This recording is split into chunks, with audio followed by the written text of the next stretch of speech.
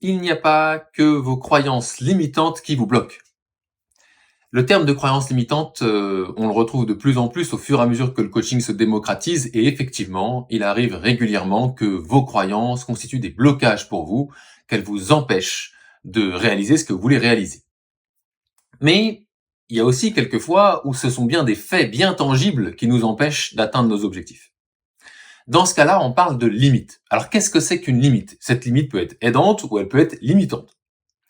Là, à l'écran, vous avez devant vous une image en 2 dimensions avec des couleurs qui bougent dedans.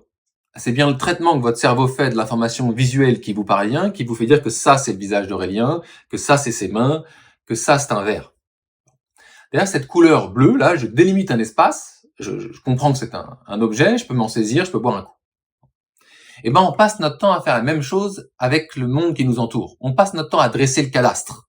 On passe notre temps à tirer des frontières, à délimiter des espaces. Voilà ce que j'arrive à faire, voilà ce que j'arrive pas à faire. Voilà ce que je suis, voilà ce que je suis pas. Voilà ce que les autres font, voilà ce qu'ils ne font pas. Une limite, c'est un fait, mais c'est un fait déjà traité par vous. Déjà, on peut dire que c'est de la donnée structurée, si vous voulez. Parfois, ces faits-là, la manière à laquelle vous les avez structurés, c'est plutôt aidant pour vous, et parfois, c'est limitant. Donc, il n'y a pas que vos croyances qui sont potentiellement aidantes ou limitantes, et qui peuvent vous bloquer dans l'atteinte de vos objectifs, mais également des limites pures et dures. Je veux bien envie de savoir ce que vous en pensez en commentaire.